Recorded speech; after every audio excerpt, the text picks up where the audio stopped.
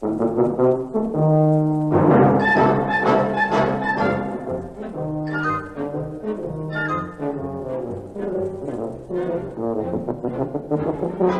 BBC presents Tony Hancock with Moira Lister, Bill Kerr, and Sid James in Hancock's How Far?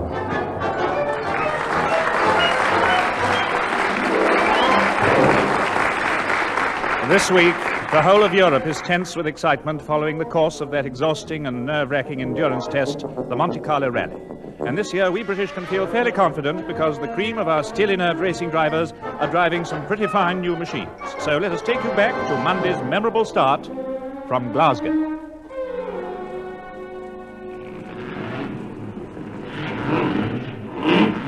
Well, good afternoon, everybody. This is Brown Johnston reporting from Glasgow. Starting point for British competitors in this year's edition of the most grueling test for man and machine in the motoring calendar, the famous Monte Carlo Rally. It really is a wonderful sight. Almost every car manufacturer in Britain has entered his latest model, driven by some of the finest drivers in the world. Over there I can see Ken Wharton in his Daimler, yes, and there's Raymond Baxter in his hotted-up Ford Zephyr, and Reg Parnell driving one of the Aston Martin DB2s, all tensed up waiting for the signal to start. Now, wait a second.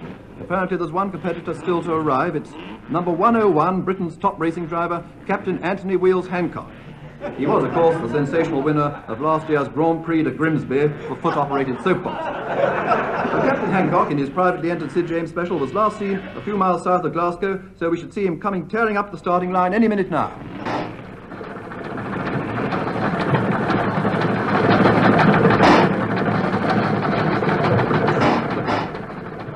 Come on now, push! Push! Harder! Get your shoulder behind it, Moira. Kick your heels in, there's a good girl. Push, Sid. Come on, Bill, get your back into it. What's the matter with you? What a car this is. We've had to push it halfway from London. Well, I expect to have to push a car occasionally. Yeah, but not downhill. I'll stop moaning and push. If we don't hurry up, they'll start without us. Oh, Tony, why don't we give up? We'll never get there. Give up? Wheels, Hancock, give up? Never. For the last 10 Monte Carlo rallies, me and me car have been on that starting line. And stayed there. And stayed there. Jolly good. No, Tony, please. Let's rest for a minute. I can't push this thing any further. Oh, all right then. Honestly, I don't know what's wrong with the young girls of today. Ask them to push a car for a few miles and they're finished. A few miles? We left London with 12 gallons of petrol and we've still got 11 and a half. Well, we've used half a gallon, have we? Yeah, and that evaporated. Don't blame me. It's Sid's car, not mine. I'm just driving it, that's all. I don't understand it, Sid. What made you enter a car like this in the first place? I'll tell you. The winner of the Monte Carlo Rally gets 1,200,000 francs, see? Wait a minute.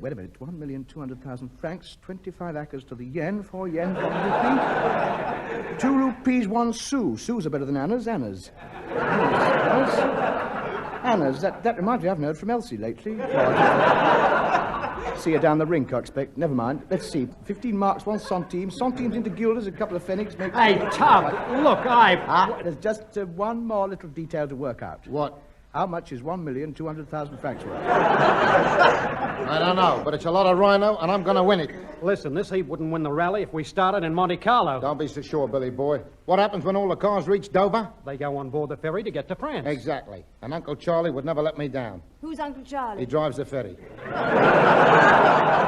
I hope they all enjoy it. What? Their winter cruise to Iceland. That's the dirtiest trick I've ever heard of. Yes, I'm rather proud of it myself.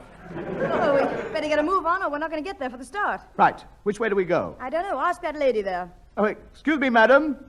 What can I do for you? I'm sorry, sir. The clothes are very confusing up here.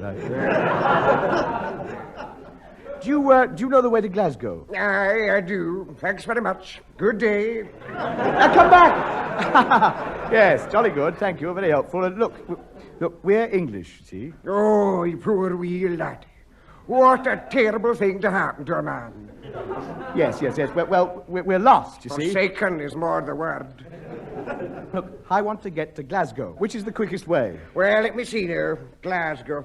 I've never been there since I was a wee laddie. I'm afraid I might have forgotten how to get there. I've got a terrible, terrible memory. Aye. I'm always forgetting things. Well, think. Yes, I'm trying. No, it's no good. I'll have to remember I'll have to have something to jog my memory. Turn right to the crossroads, carry on for half a mile. First left again over the level crossing, and then you... You're losing it again. It's gone. That's it. Carry on for 2 miles, left of the signpost, past the telephone box, over the railway bridge, and then It's going again, isn't it? Yes. First right again. Straight past Angus McPherson's distillery, past Ian McIntosh's distillery, past Duncan McPhee's distillery, past Sandy McTavish's distillery, past Andrew McDuff's distillery, past Is this the quickest way? No, but it's some of the finest scenery in Scotland. Right, well. Thank you very much. I think we'll be all right now. Hoots. We'll be a while. Goodbye, Langmayer Lumreek, or whatever that is.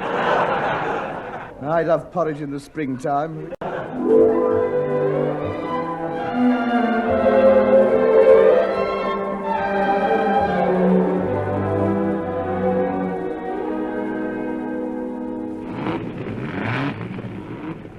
Hello, listeners. Brown Johnston here again, and I really must apologize for the delay in starting this Monte Carlo Rally of 1955. But we're still waiting for competitor number 101, Captain Wheels Hancock, to arrive at the start. He's 3 hours overdue now, and... Oh, wait a minute. I do believe... Yes, here he comes at last. I can just see an empty car coming round the corner, closely followed by Hancock and his 3 assistants. Well, it should get underway now as Hancock gets his car into position. Yes, it's there, and he's just going over a word with the official start. Morning. I'm sorry we're late. Where do you want me to put my car? Yes, well, I'm afraid there must be some mistake. The London to Brighton was run several weeks ago. Oh, highly amusing that was, yeah. Listen, this car is entered for the Monte Carlo Rally. You've got me entry there. Let me see. What name? Hancock. H-A-N-C-H-O-C-K. The H is optional. Yes, Hancock. Ah, yes. Captain Wheels Hancock. That's me. Born in 1896. That's the date of the car.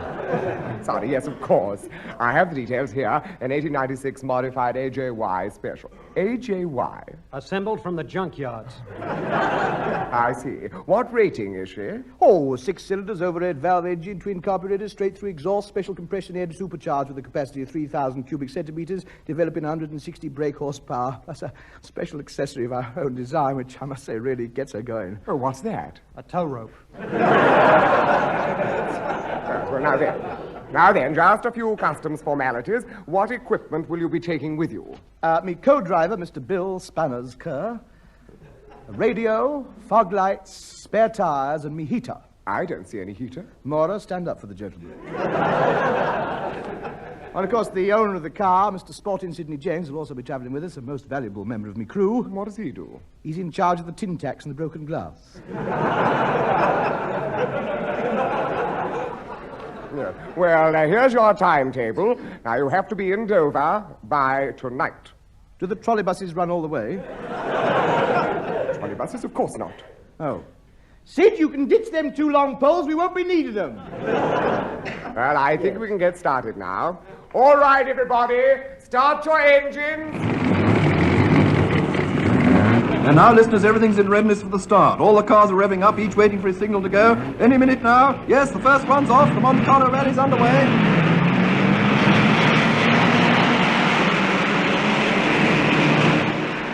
Dover, here.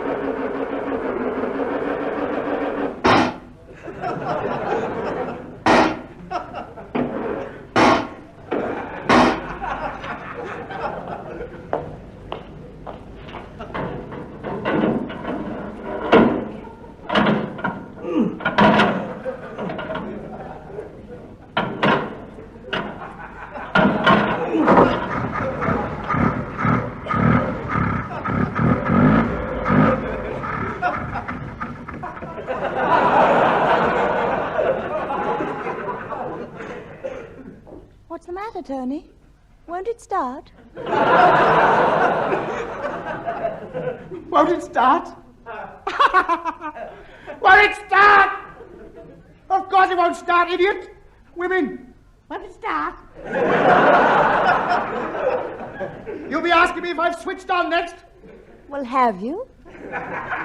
She's right. She's dead right. Mind your own business. I found the trouble. What was it?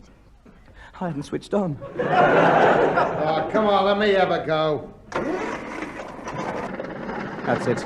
Listen to her purring away there. Well, what are we waiting for? There's something stopping the front wheels from moving forward. Oh, yes, I see what it is. What? They put 2 coats of paint on the starting line. Wait a minute. We're moving. Yes? We're moving. Quick, let the clutch in.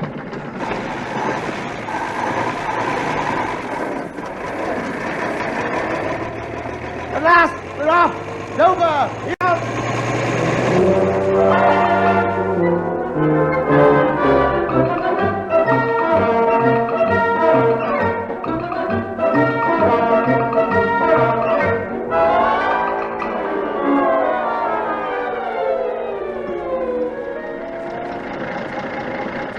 This is better. We're making good time now. 6 hours since the rally started. Getting dark. Where are we? I'm not sure, Bill. Have a look at that sign. Okay, Oh, What does it say? Sucky Hall Street. We'll have to do better than this, Hancock. Don't worry, I'll get this car to Dover tonight if it kills me.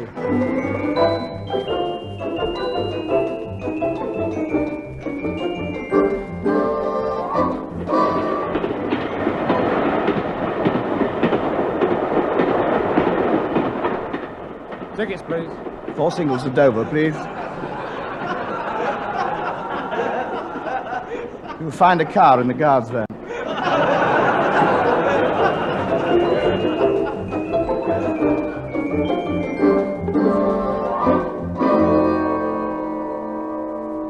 This is Brown Johnson reporting once again on the progress made so far in the Monte Carlo Rally.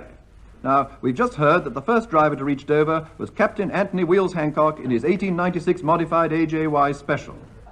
Please silence, please worship the Lord. Well, congratulations, Captain Hancock, on breaking the record for the Glasgow to Dover run. What a fantastic speed you must have kept up. Ah, well, it's downhill all the way, isn't it? Downhill? It's not, you know. Well, it is for us. We've got big back wheels.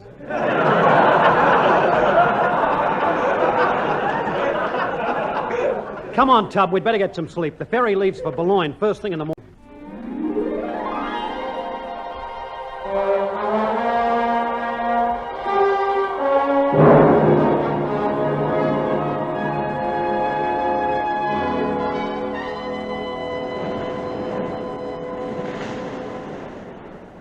Good morning, everybody. Brown Johnson reporting on the second day of the Monte Carlo Rally. As listeners, I think, already know, the BBC's motor racing correspondent Raymond Baxter is actually taking part in the rally and is recording up-to-the-minute eyewitness accounts from inside his car. And so, for the first of these reports, over to Raymond Baxter. Raymond Baxter reporting from Boulogne, ready to begin stage 2 of the Monte Carlo Rally. Now the cars are pouring off the ferry onto French soil. And there goes Captain Hancock's AJY Special, looking somehow different with her twin funnels, her streamlined mainmast, and underslung lightnings. A really magnificent sight as she slowly drives into the customs shed for examination. Now, Tony, are you sure you can handle the French customs? What? Well, lad, I'll have you know that je parle français aussi bon que anyone else. Well, you know what the French are, and you know what customs officials are. Moment, vous just pipe down un peu and leave it to the connoisseurs. Ah, bonjour, monsieur le douanier. Bonjour, monsieur. Avez-vous quelque chose à déclarer? Mais non, je suis simplement un chauffeur dans le Monte Carlo. Très bien, monsieur. Mais je dois vous avertir que si vous avez avec vous des narcotiques, des bijoux, du tabac, des animaux, des armes à feu, ou vous comprenez des choses semblables, vous devez les déclarer. Écoutez, je vous ai assuré, et je vous en prie de me croire, c'est la vérité. Je n'ai absolument rien à cacher. C'est vous que le... What did he say? Never mind about him. What did I say?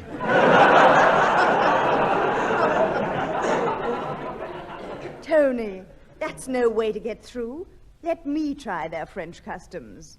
Bonjour, mon capitaine. Oh, we all know what that means. Oh, quel charme, quelle beauté, quelle élégance, quelle femme. T'as un téléphone? Mais oui, Shepherd's Bush, 7465. Hello, hello. Au revoir, chérie. What did all that mean? Well, roughly translated, it means we go straight through. Come on. Amour, amour, amour. Amour, amour. You're not having any more, mate.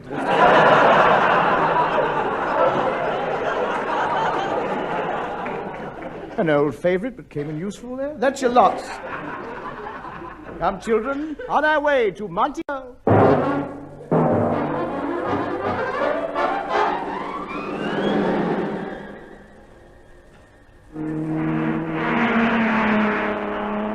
Lille.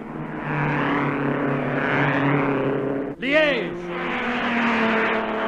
Venlo. Amsterdam. The Hague!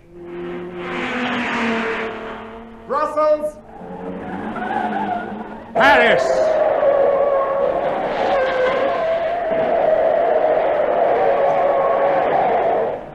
Well, that's all half of them came on the rally for anyway.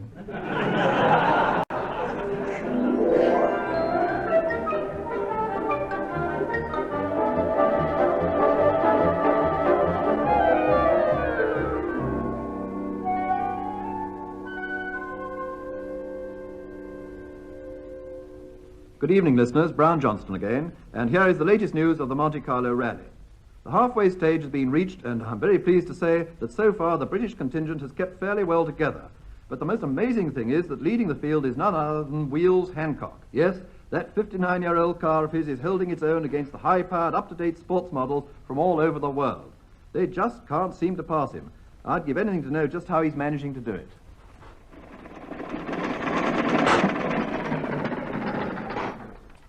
All right, Sid, we've crossed the bridge. Right, blow it up.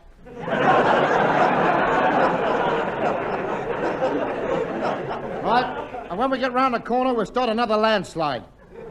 Who's driving that car directly behind us? Let's see, number 24, Armstrong Sidley, driven by Air Vice Marshal Pathfinder Bennett. Right, turn the signpost round. That's one path he won't find. Here he comes, here he is.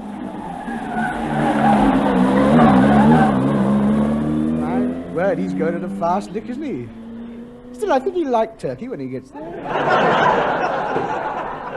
Hey, fella, something's gone wrong. There's a car behind us. Got past all the traps we laid. He must have taken a shortcut. Who is he, Moira? Just a minute. 76.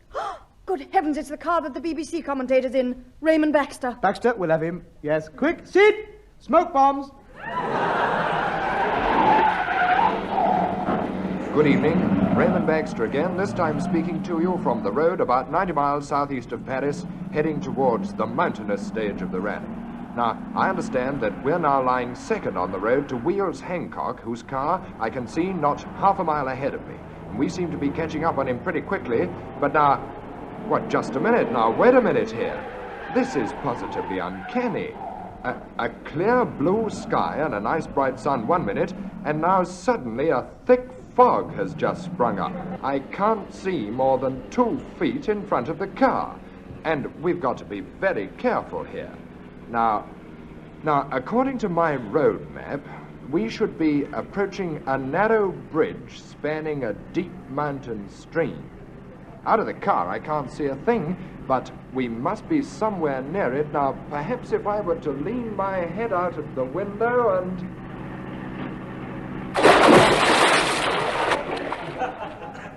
Put the bridge back, Sid.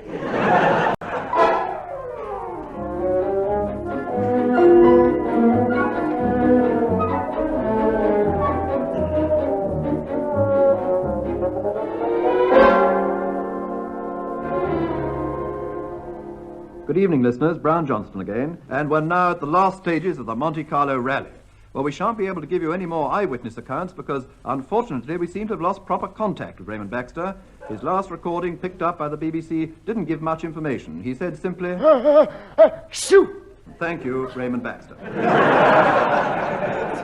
Meanwhile, as the rally nears its completion, we've just been informed by the Air Ministry of a sudden change in weather conditions over the latter stages of the route. There's a fierce blizzard blowing in the Alpes Maritimes, the mountains just north of Monte Carlo, through which the leaders should now be passing.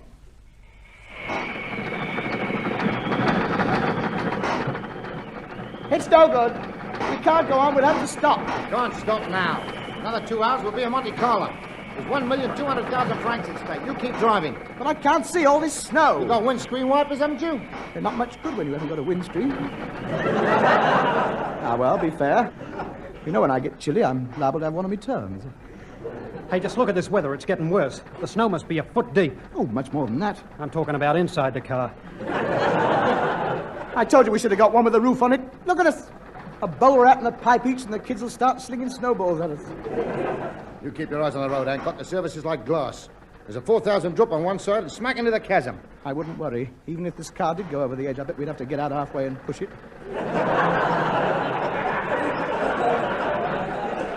I wonder how the other cars are getting on. Well, I think they should all be in the Mediterranean by now. What do you mean? Well, a pot of paint, a few deft strokes with the old brush. It's amazing what you can do with some of them dangerous bend signs.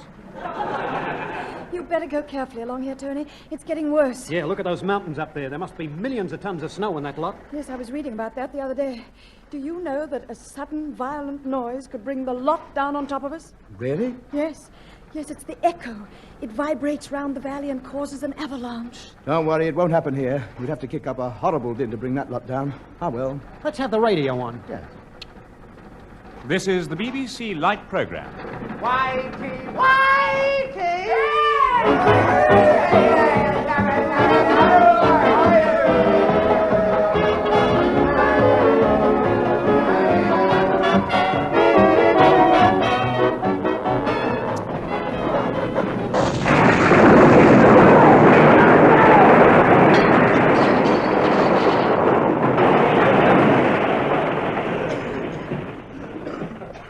Well, I think it speaks for itself, doesn't it?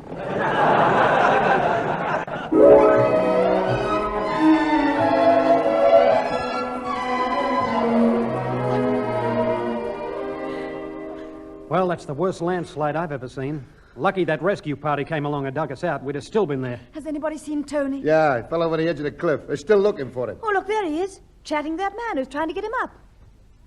Of course, this isn't the first time I've been hanging from a cliff top by the tips of my fingers. I didn't think it was, no. Well, you could tell by the cool, calm, professional way I was screaming my head off before you came along. Yes. Yes. I had noticed. That's right. Well, I've been mountaineering all my life, Have you know. you really? Oh, yes. When I was in the army, I was over the hill most of the time. Were you? Do you know, the time I've got in mind was on the Everest climb. You climbed Everest? Yes, when I was out in India. Oh, Every morning before breakfast. did you? I know what you're going to say now. I can tell you the exact words you're going to say. What? Hunt and Hillary. Yeah, they all do. Makes you sick. I was at the top of Everest when they were just a gleam in the father's eye. Really? You sure? Am I? Listen, you've heard about them great big footprints they found in the snow up there? Yeah. Mine. Mine. Of course, that's not the story they give out. Oh, dear me, no, they...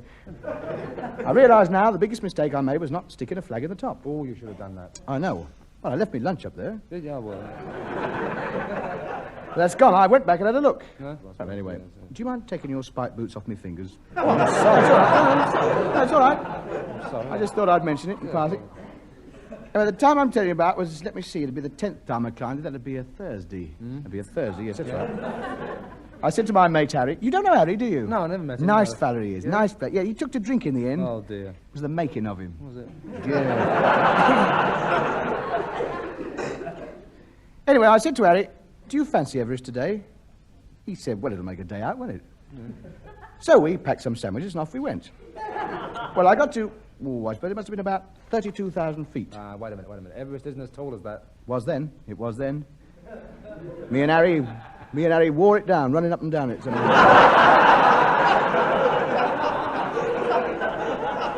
Well, there I was. Yeah? There I was. Where? To put you in the picture, there I was, dangling over a precipice, hanging onto a rope that was tied round Harry, who was standing on the top, when he suddenly says, hey, look at the time, he says. It's 7:15. I got to go home. I said, I said, you can't go home and leave me dangling over the edge of this cliff. Come and help me up. Well, I don't know whether it was his conscience, but his whole attitude changed. Did it? He could see he'd been selfish. You know, he blushed with shame. Yeah. I've never seen a man more ashamed of himself. He knelt down on the edge, he looked down at me and he said, "Forgive me, old man. I was being selfish. I realized you've got to get down as well as me." Do you know what he did? What? He cut the rope. Hey, Tub, hurry up. They've dug the car out. Let's get a move on. Oh, come in. Cheerio, then. I'll see you next week. Well, I hope so. I look forward to that little chat. Well, so do I. It's been delightful. Thank you. Good. You're the only one who understands me. Well, Yes, goodbye, ta-ra. Come, children, to Monte Carlo and the prey.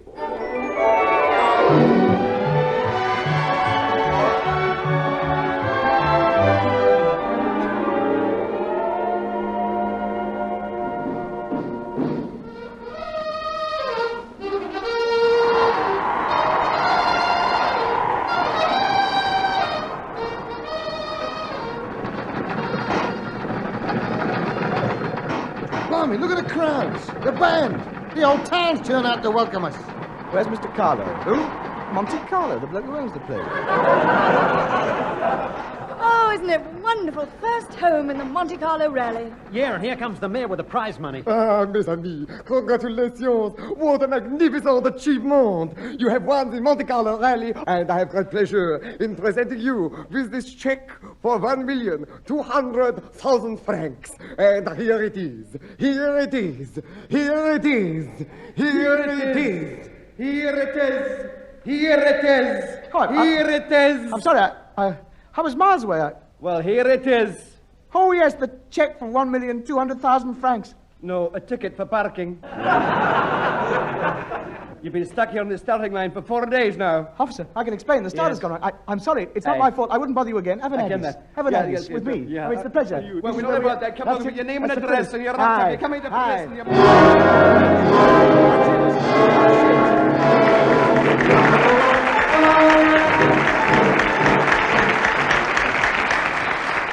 You have been listening to Raymond Baxter and Brian Johnston's Half Hour, and in the programme you also heard Tony Hancock with Moira Lister, Bill Kerr, Sidney James and Kenneth Williams. Incidental music was composed by Wally Stott and recorded by the BBC Augmented Review Orchestra, conducted by Harry Rabinowitz. The script was written by Ray Galton and Alan Simpson, and the programme which was recorded was produced by Dennis Mayne Wilson.